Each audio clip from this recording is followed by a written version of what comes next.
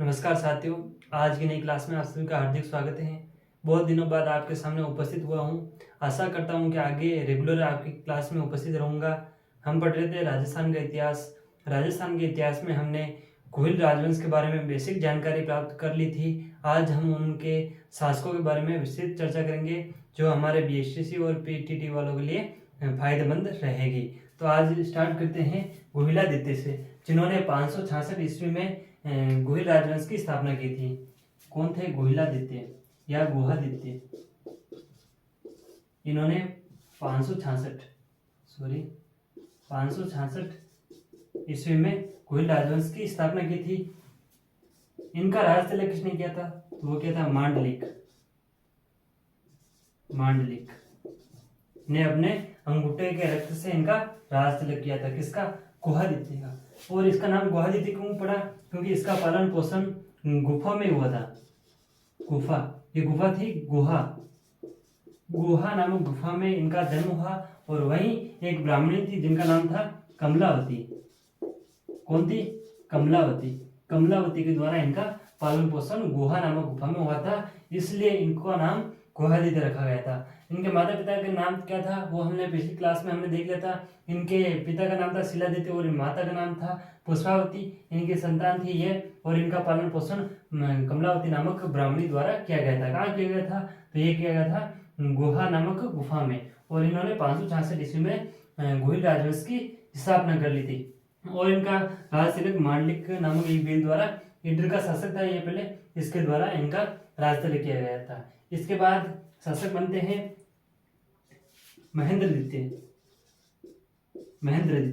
यह महेंद्रदित्य पीलों पर, मतलब अपनी जाति के लोगों पर बहुत ज्यादा अत्याचार किया, इसलिए इनको बीच में ही मार दिया गया था। इसके बाद एक प्रतापी शासक बनते हैं, और इनका पुत्री था जिनका नाम था कालभोज।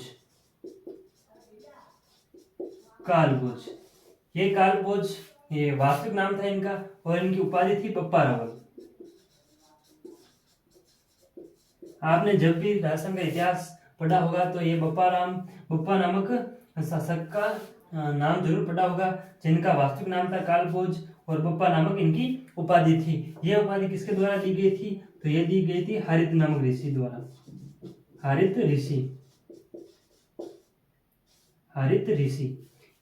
ऋषि की गायें चराते थे। कौन?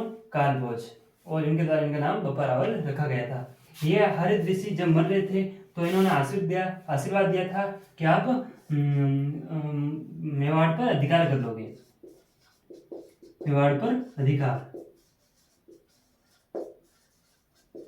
और ये किसके आशीर्वाद से मेवाड़ पर अधिकार कर लेते हैं? तो ये हारित नामक ऋषि के द्वारा आशीर्वाद प्राप्त होता है, और ये कालभोज मेवाड़ पर अधिकार कर लेते हैं। इसके बाद देख लेते हैं, और इन्हीं के आशीर्वाद से कैलाशपुरी में एक मंदिर बनाते हैं जिनका नाम था एकलिंग जी।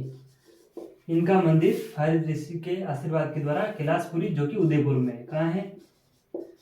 उदयपुर में मंदिर बनाते हैं कैलाशपुरी में एकलिंग जी का। और ये अपने आप को इनका दीवान मानने लग जाते। किनके? इनके एकलिंग जी के। किसके बाद? ये कालभोज या बप्पा रावल के बाद मेवाड़ के सभी राजा अपने आप को एकलिंग जी के दीवान मानते थे। और इनका मेला कब बढ़ता है? ये बढ़ता है फाल्गुन कृष्ण त्रयोदशी। आप याद रख लेना, फाल्गुन कृष्ण त्रयोदशी को कैलाशपुरी में ये मेला बढ़ता है। किनका? एकलिंग जी का। और इन्हीं को, ये मतलब हारित ऋषि, उनके ये पशुपति जो नाची है, या इनको एक और लकुलिश बोलते हैं। लकुलिश संप्रदाय,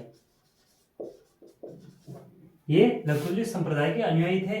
और ये लकुलिश संप्रदाय कहाँ था? तो ये उदयपुर के पास कैलाशपुरी में था। और ये एकलिंग जी के यहाँ मंदिर के अनुयायी थे, और अपने आप को दीवान मानने लगे। जब भी ये मेवाड़ का राजा कहीं बाहर जाता था तो इन्हीं एकलिंग जी से आशीर्वाद लेके जाता था, और जिसे बोलते थे आस्का लेना, मतलब आखा लेकर ये फिर दूसरी जगह युद्ध करने जहां भी जाते थे तो इनके आशीर्वाद से जाते थे। और कालभोज के बारे में कुछ युद्ध थे, उनके बारे में भी देख लेते हैं, क्योंकि एक फेमस युद्ध है जो अक्सर एग्जाम में पूछा जाता है और प्रश्न बन भी जाता है इनके। साम्राज्य के समय क्या क्या हुआ था। तो इसके समय 734 में 734 ईस्वी में इन्होंने काल भोज या बप्पा रावल ने चित्तौड़ पर आक्रमण किया। किस पर? चित्तौड़ पर। तो उस समय चित्तौड़ का शासक था मान मौर्य। इन्होंने 734 ईस्वी में चित्तौड़ पर आक्रमण किया और मान मौर्य को पराजित किया। किसको? मान मौर्य को। उसके बाद क्या हुआ? इन्होंने 115 ग्रेन का सिक्का चलाया। ग्रेन का, सोने का सिक्का। किन्होंने चलाया था? मेवाड़ में सबसे पहले 115 ग्रेन का सिक्का कालभोज या बप्पा रावल के द्वारा चलाया गया था। इन्होंने एक अभियान किया था जिसका नाम है खुरासान अभियान।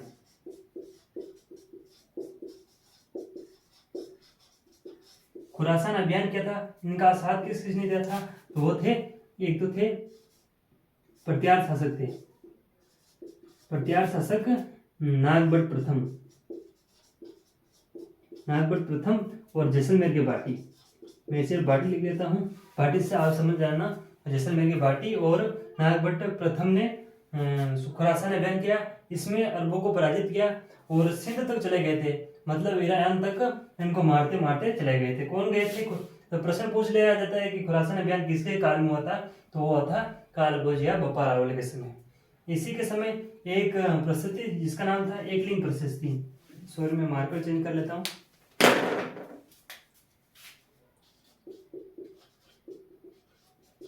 एकलिंग प्रशस्ति, इसकी रचना आम्रकवि द्वारा की गई थी। किसके द्वारा की गई थी? ये आम्रकवि के द्वारा की गई थी। इसके लिखा गया है इसमें कि कालभोज अपने जीवन के अंतिम समय में सन्यासी बन गए थे। क्या बन गए थे? सन्यासी। किसमें लिखा गया था? एकलिंग प्रशस्ति में। इसके रचनाकार आम्रकवि। यहाँ लिख देता हूँ, नीचे बोर्ड भर चुका है। एक है रणकपुर प्रशस्ति। रणकपुर प्रशस्ति ये इनके समय की थी। इसमें लिखा गया है कि कालभोज और बप्पा रावल दोनों अलग अलग शासक थे। किसमें लिखा गया था? रणकपुर प्रशस्ति में। तो इसके बारे में ये महत्वपूर्ण जानकारी हो जाती है बप्पा रावल के बारे में। इसके बाद अगला शासक बनता है भरत भट्ट प्रथम या भट्ट भी बोल देते हैं, जिन्होंने प्रत्यारों से अपनी स्वतंत्र सत्ता स्थापित की थी। क्या नाम था उसका? भरत भट्ट। ये था प्रथम। इसको भट्ट भी कहते हैं। इसने एक उपाधि धारण की थी, महाराजाधिराज।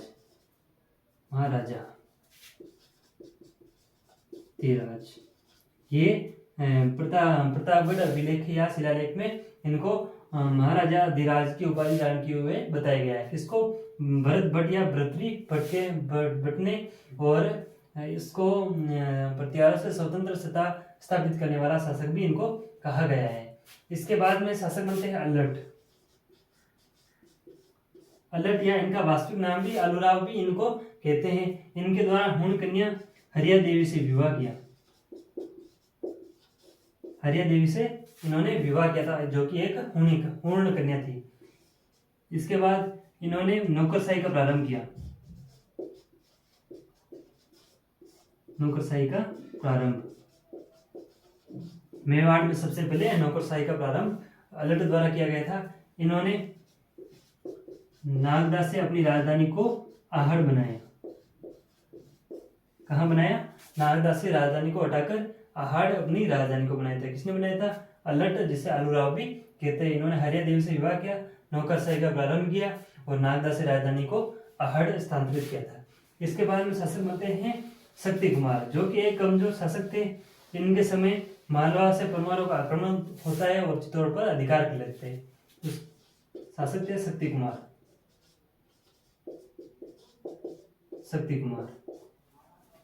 इसके समय मुंज परमार और इसका एक भतीजा था जिसका नाम था भोज परमार। इनके द्वारा चित्तौड़ पर आक्रमण किया जाता है और चित्तौड़ को जीत लेते हैं और इनके द्वारा एक मंदिर का निर्माण करवाया जाता है जिसका नाम है त्रिभुवन नारायण मंदिर। और इस भोज परमार के द्वारा भोजासर तालाब का निर्माण करवाए जाते हैं। भोज परमार ने भोजासर तालाब का निर्माण करवाया और मुंज परमार ने त्रिभुवन नारायण का मंदिर का निर्माण करवाया जो कि चित्तौड़ में है, और इसका पुनरुद्धार या पुनर्निर्माण मुगल द्वारा करवाया गया था। ये अभी रेड परीक्षा में पूछा गया था कि इस त्रिभुवन नारायण मंदिर का निर्माण किसके द्वारा किया गया था, तो अधिकतर विद्यार्थी मुगल करके आ गए थे, जबकि इसमें उत्तर था मुंज परमार। मुंज परमार जो कि मालवा का एक शासक था जिसने चित्तौड़ पर अधिकार कर लिया था, और मुगल के द्वारा इसका पुनर्निर्माण करवाया गया, और इसे बाद में समिदेश्वर मंदिर भी कहते हैं। क्या कहते हैं? समिदेश्वर मंदिर, समिदेश्वर मंदिर, या इसे मुगल मंदिर भी कहते हैं क्योंकि मुगल ने इसका पुनर्निर्माण करवाया था। और इसके बाद शासक बनते हैं रण सिंह या कर्ण सिंह।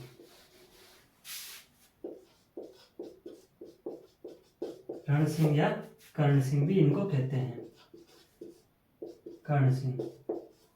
और इनके दो पुत्र थे, एक का नाम था क्षेत्र सिंह, क्षेत्र सिंह भी कहते हैं, क्षेत्र सिंह, और दूसरा पुत्र का नाम था राहब।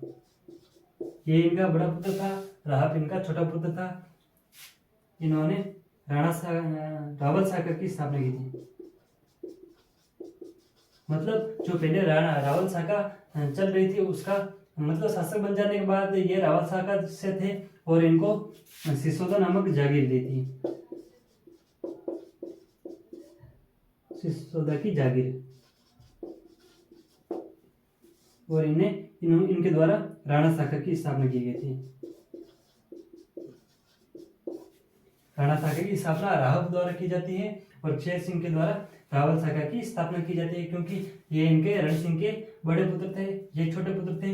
अक्सर छोटे पुत्रों को जागीरें दी जाती है और बड़े पुत्र को शासक बनाया जाता है। तो इन्होंने रावल शाखा की आगे तक वो श्रृंखला चलाई थी, और राहब ने सिसोदा की जागीर प्राप्त की और राणा शाखा की स्थापना की, और इसी के आगे जो शासक बनेंगे वो सिसोदिया कहलाएंगे,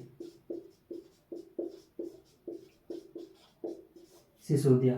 और ये सिसोदिया आगे चलकर बहुत ही ज्यादा इतिहास में विस्तृत हो जाएंगे।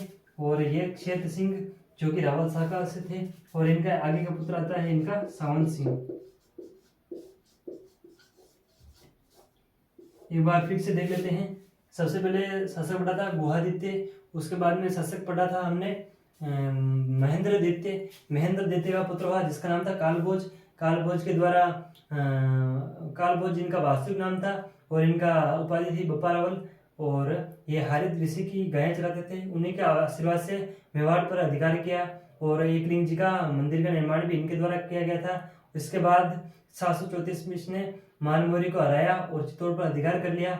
इन्होंने मेवाड़ में सबसे पहले 115 ग्राम के सिक्के चलाए, और आम्र कवि द्वारा रचित एकलिंग प्रशस्ति में इनको जीवन के अंतिम समय में सन्यासी बन गए थे, ये लिखा हुआ है। इसके बाद रणकपुर प्रशस्ति में इन दोनों को अलग अलग शासक बताए गए।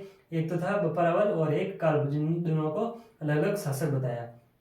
इसके बाद इनके समय वो एकलिंग जी मंदिर बनवाया, उसमें संप्रदाय चलता था जिसका नाम था लकुलिक संप्रदाय। हारित ऋषि उसी लकुलिक संप्रदाय से संबंधित थे, और जिनका मेला कैलाशपुरी में फाल्गुन कृष्ण त्रयोदशी को पड़ता है, ये याद हो गया। उसके बाद में शासक बनते हैं भर्तृ भट्ट या भरत भट्ट, जिनको महाराजा धीराज भी कहते हैं। इनके द्वारा प्रत्यावर्तन स्वतंत्र सत्ता स्थापित की गई थी, ऐसा कुछ था।